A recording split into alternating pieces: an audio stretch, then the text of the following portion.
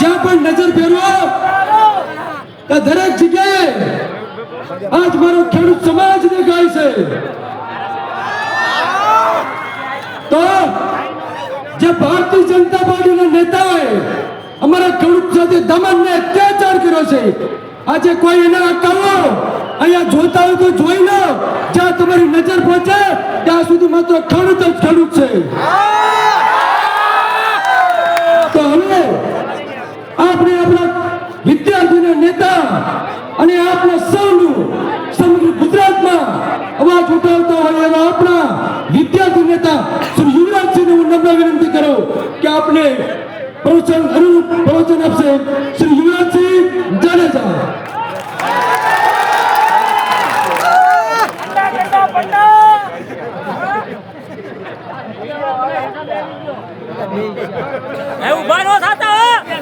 બોલો જય જવાન, જય જવાન.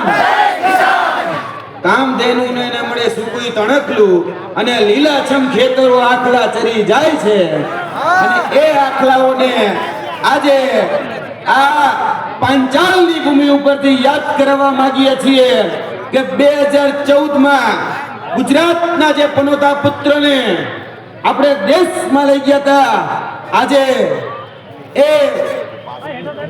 આજે આ પરિસ્થિતિમાં ખેડૂતોની જ્યારે પનોતી આવી છે ત્યારે એની સામે જે નાટકબાજી કરી રહ્યા છે એમને એનું ભાન કરાવવા માટે એ આજની ભૂમિ ઉપર એટલે કે પાંચાલની ભૂમિ ઉપર થી એ સિંહ ગર્જના, કેમ કે આવનાર દિવસોની અંદર આપણે બધા જ જાણીએ છીએ કે જે લોકોએ આપણા ખેડૂત પરિવારને, ખેડૂતોને જેને હેરાન પરેશાન કર્યા છે એની સામે આપણે બધાએ ખભોથી ખભો મિલાવીને આ લડાઈ એટલી મજબૂતાઈથી લડવાની છે કે 2027માં આ નું નખોદ કાઢી નાખવાનું છે, એનું નિકંદન કાઢી નાખવાનું છે.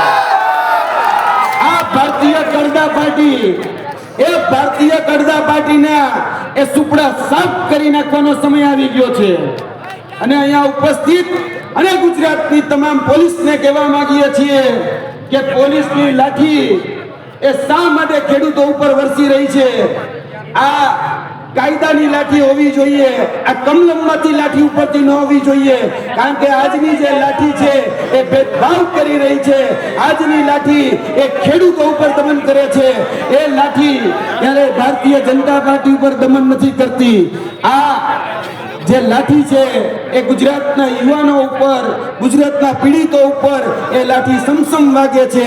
અને ભારતીય જનતા પાર્ટીનો જે ખેડૂત આજે પોતાનો હક, અધિકાર કે ન્યાયની વાત કરે કે કડદા વિરુદ્ધની વાત કરે તો એ લાઠી ત્યાં ઉતરે છે. અને ભારતીય કડદા પાર્ટીને પણ કહેવા માંગીએ છીએ કે આ સુદામાની ધરતી પર જોઈ લેવાની છૂટ. જ્યાં પણ નજર કરો ત્યાં ખેડૂત જ દેખાશે. એટલે યાદ કરી લેજો કે આ રેલી નથી, આ રેલી છે. 2027માં તમારા સુપડા સાફ કરી નાખવા માટેનો આ રેલો છે. 2027માં આ સુપડા સાફ કરી નાખવાના છે. પાંચાલની ભૂમિ ઉપરથી તમને કહેવા માટે આવ્યા છીએ. અને સરકાર અત્યારે વાતો કરે છે કે અમારી પાસે બજેટ નથી. અરે સાહેબ, ધારાસભ્ય ખરીદવા હોય ત્યારે તમારી પાસે બજેટ આવી જાય છે. જ્યારે કમલમ બનાવવા હોય ત્યારે તમારી પાસે બજેટ આવી જાય છે. આજે અમારા ખેડૂતોને જ્યારે પાકનું વળતર આપવાનું હોય ત્યારે તમારી પાસે બજેટ નથી આવતા. એટલે આ દોગલી નીતિ એ બંધ કરી દેજો. આજનો ખેડૂત એ જાગી ગયો છે. અને આ સૌથી વધારે ગુજરાતની અંદર જો કપાસનું ઉત્પાદન થતું હોય તેમાં પહેલો નંબર સુરેન્દ્રનગરનો આવે. અને આ કપાસની ભૂમિ ઉપરથી કહેવા માંગીએ છીએ કે આપણે બધા જાણીએ છીએ, વાતો કરતા હતા કે ખેડૂતોની આવક ડબલ કરીશું. આજે જોવા જઈએ તો 2014માં જે કપાસના ભાવ હતા એ 1200 થી 1400 રૂપિયા હતા અને આજે પણ એ કપાસના ભાવ 1200 થી 1400 રૂપિયા છે. જ્યારે એનું ઉત્પાદન કરવાનું હોય ત્યારે માટેના તમામ સંસાધનો છે, એ બિયારણ હોય, ખાતર હોય, તમામ જે સંસાધનો છે એના ભાવ 3 ગણા વધી ગયા. આજે જે કપાસમાંથી જે કપાસિયા તેલ બને કે બીજી જે ઉપજ બને એના બધાના ભાવ 3 ગણા થઈ ગયા. પણ આજે કપાસનો ભાવ હતો ને ત્યાંનો ત્યાં જ છે. એટલે આ સ્ટેજ ઉપરથી, પાંચાલની ભૂમિ ઉપરથી અમે સરકારને કહેવા માંગીએ છીએ કે હવે ટેકાનો ભાવ પણ કપાસનો 3 ગણો થવો જોઈએ અને આવનાર દિવસોની અંદર તમને લોકોને નવા પદ પ્રતિષ્ઠાઓ આપવામાં આવશે. ધ્યાન રાખજો, લોક લાલચને પ્રલોભન આવશે ત્યારે આપણે યાદ રાખવાનું છે આપણે જગતના તાત છીએ, જગતના માલિક છીએ. કોઈ આપને પેજ પ્રમુખ બનાવે તો બનવાનું નથી. આપણે એના દીકરા એ BCCI ના ICC ના ચેરમેન થઈને બેઠા છે, એના પ્રમુખ થઈને બેઠા છે અને આપણા દીકરા દીકરીઓ એ પેજ પ્રમુખ થઈને બેઠા છે. એટલે વધારે વાત ન કરતા અહીંયા ઘણા બધા લોકો, આમ આદમી પાર્ટીની પૂરી ટીમ તમારા સાથે એટલે કે ખેડૂતની સાથે ખભોથી ખભો મિલાવી તમારી જે વેદના, તમારી જે પીડા, તમારી જે આજે વ્યથા છે એ વ્યથામાં સહભાગી થવા માટે અને અહીંયા જે ખેડૂત પરિવાર જે 85 જેટલા લોકો આપણા રાજુભાઈ કરપડા હોય, પ્રવીણભાઈ રામ હોય, તેના સહિત જે લોકો આજે જેલની વેદના વેઠી રહ્યા છે, જેલ તો અમે બહુ જોઈ છે. આ જ ભાવનગરની જેલ અને અમે જે બેરેકમાં રહ્યા હતા એ જ બેરેકમાં આજે પ્રવીણભાઈ રામ આજે એ જ બેરેકની અંદર એમાં રાજુભાઈ કરપડા એ અત્યારે છે. પણ એ ભારતીય જનતા પાર્ટીને કહેવા માંગીએ છીએ કે જેટલી જેલ મોટી કરવી હોય એટલી કરી લેજો. આવનાર દિવસોની અંદર મોરા દેવા માટે આવી ગયો છે. અમારા હક અધિકાર કે ન્યાય માટે જે પણ કડદો કરશે એને એની ભાષામાં જવાબ દેવામાં આવશે. એટલે વધારે હું મારી વાણીને વિરમું છું. બોલો જય જવાન.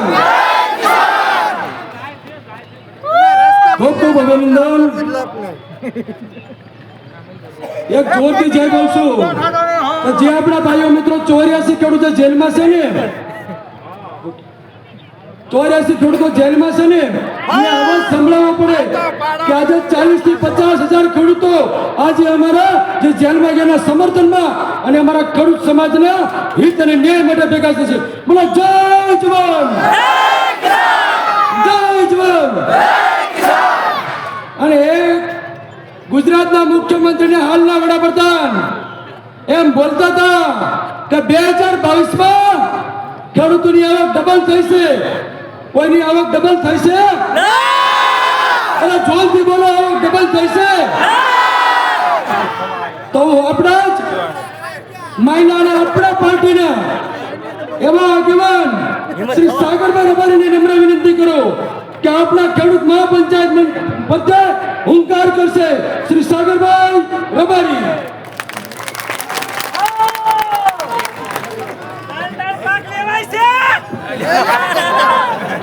રામ રામ.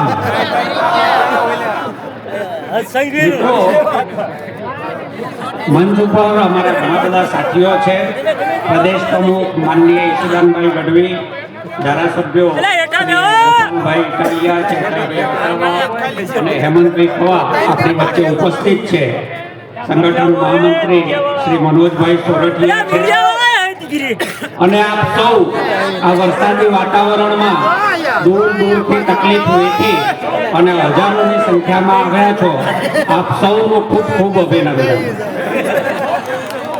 મિત્રો, આજે આપણે અહીંયા એટલા માટે ભેગા થયા છીએ કે કડદો કરનારા, ભાજપની કૃપાથી કડદો કરનારા મેલમાં છે અને જેનો કડદો થયો એ કડદાનો વિરોધ કરનારા જેલમાં છે.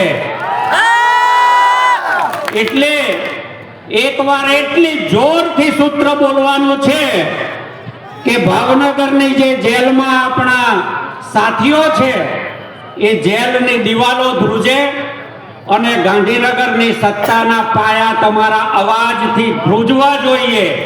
લડેંગે! આટલામાં કઈ જેલની દિવાલો ના ધ્રુજે ભાઈ. ફરીથી લડેંગે! વાહ મિત્રો, ગામડાના જીવનના રથના બે પાયડા છે. એક છે ખેતી અને બીજું છે પશુપાલન. ખેડૂત તાળી મજૂરી કરીને પકવે, મોંઘા ખાતર નાખીને પકવે, મોંઘા ડીઝલ બાળે, પણ જ્યારે વેચવા જાય ત્યારે ભાવ નથી. અને જો ભાવ થાય તો એમાં કડદો થાય છે. ખેડૂત ગુજરાતનો કપાસ પકવે છે, 20 લાખ હેક્ટરનું કપાસનું વાવેતર છે, અને આ ભાજપની સરકાર વિદેશથી વેરા વગર કપાસની આયાત કરાવે છે. આ પણ એક પ્રકારનો કડદો છે. ગુજરાતનો ખેડૂત મગફળી પકવે છે, 22 લાખ હેક્ટરમાં આ સિઝનમાં ખેડૂતોએ મગફળી વાવી, અને આ ભાજપની કડદા સરકાર વિદેશથી પામ તેલ લાવે છે, જેથી આ ખેડૂતને મગફળીનો ભાવ નથી મળતો. આ ખેડૂતને અનેક રીતે કડદા કરે છે ભાજપ. એ ભાવમાં કડદો કરે છે, એ આયાત નિકાસમાં કડદો કરે છે, એ સબસિડીમાં કડદો કરે છે, અને આવી માવઠા જેવી હોનારત આવે તો એ સહાય ચૂકવવામાં પણ કડદો કરે છે. સાચા ખેડૂત સુધી સહાય પહોંચતી નથી. ભાજપના મળતિયાઓના ઘરે સહાયની રકમ જાય છે. ભાજપના કડદા સામે આપણે લડવાનું છે.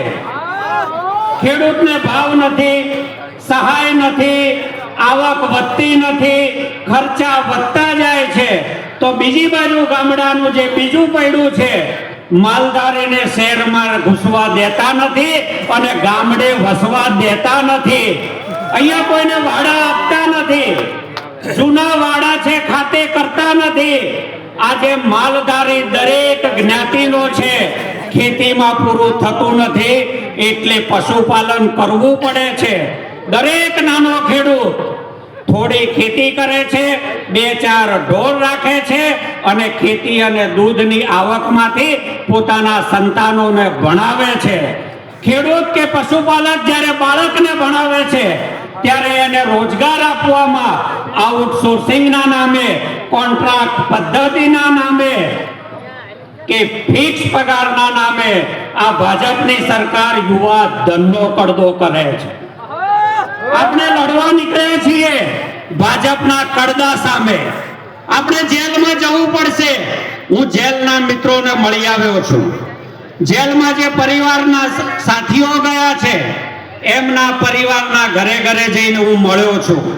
કોઈને એ અફસોસ નથી કે દિવાળી બગાડનાર ખેડૂતની 2 સિઝન ભાજપના પાપે બગડી છે.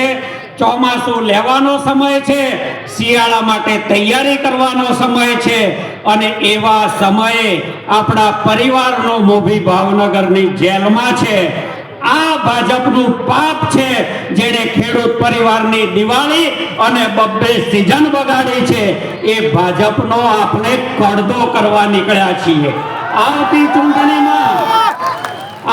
ચૂંટણીમાં ભાજપનો કડદો કરવો છે કે નહીં? બોલો, ભાજપનો કડદો કરવો છે કે નહીં? આપણા ગુજરાતના પ્રભારી માનનીય શ્રી ગોપાલરાયજી આપણી વચ્ચે પધારી રહ્યા છે. આપ સૌ એમનું તાળીઓથી સ્વાગત કરો. શ્રી ગોપાલરાયજી.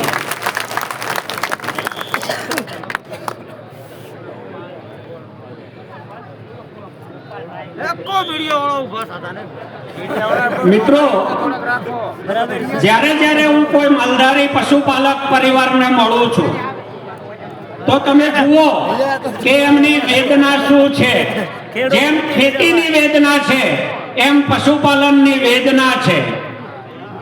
સાબરકાંઠા જિલ્લાના, અરવલ્લી જિલ્લાના પશુપાલકો જ્યારે એમના દૂધનો આ ભાવનો ભાજપના મેન્ડેટથી ચૂંટાયેલા મળતિયાઓએ કડદો કર્યો, એ કડદાનો વિરોધ કરવા ગયા તો એમના ઉપર પોલીસે લાઠીચાર્જ કર્યો, ટીયર ગેસ છોડ્યો અને અશોક ચૌધરી નામનો એક પશુપાલક શહીદ થયા. જ્યાં જ્યાં ભાજપની સામે, ભાજપના કડદાની સામે, ભાજપના શોષણની સામે, ભાજપની જોહુકમીના સામે જ્યારે ખેડૂત પરિવાર અવાજ ઉઠાવે છે ત્યારે ભાજપ પોલીસને આગળ કરે છે. આ પોલીસમાં જે નોકરી કરે છે એ તમારા અને મારા પરિવારના છે, આપણા ભાઈ છે, દીકરા છે, એમનું શોષણ થાય છે, એ બોલી નથી શકતા પણ ભાજપ એમનો કડદો કરે છે, એમને ફિક્સ પગારમાં રાખે છે, પોલીસ કમિશનનો અમલ નથી કરતું. ખેડૂત દુખી છે, ખેડૂતનો આખો પરિવાર દુખી છે, પશુપાલકનો પરિવાર દુખી છે. અમદાવાદમાં માલધારીઓના મકાન વીણીને તૂટે છે, ઢોર રાખવા માટે લાયસન્સ લેવા પડે છે. વડોદરામાં પશુપાલક પરિવારોની બેન દીકરીઓને ઘરમાંથી કાઢીને ખેંચીને મારવાનું પાપ ભાજપ કરે છે. સુરતમાં માલધારી પરિવારોના ઘર તોડે છે, એમના તબેલા તોડે છે. અંબાજીમાં 150 મકાનો તોડે છે. એને ખેડૂત કે પશુપાલક જોઈતો નથી. આ ભાજપ આપણા દીકરાઓને, દીકરીઓને ઠેકરે ચડાવીને એ વિદેશીઓનું કલ્યાણ કરવા માટે કામ કરે છે. ભાજપ આપણું નથી. આ વાત તમે જાણી લો. એ કહેવા માટે મહાપંચાયત મળી છે. ફરીથી એકવાર જે આપણા સાથીઓ જેલમાં છે એમના સુધી એમને એવું ન થાય કે અમે જેલમાં છીએ અને અમારી પાછળ કોણ ઊભું છે, અમારા પરિવાર સિવાય કોણ.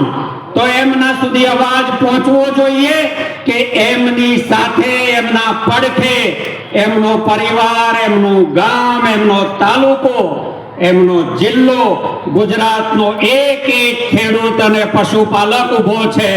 ચટ્ટાનની મજબૂતીથી આમ આદમી પાર્ટી ઊભી છે અને આમ આદમી પાર્ટી જ્યાં સુધી ભાજપનો પડદો નહીં કરે ત્યાં સુધી અમારા એક કે સાથી જપીને બેસવાના નથી. એ બાંયધરી સાથે હું મારી વાત પૂરી કરું છું. ફરીથી એકવાર સૂત્ર બોલી દઈએ, લડેંગે, લડેંગે. ખૂબ ખૂબ આભાર.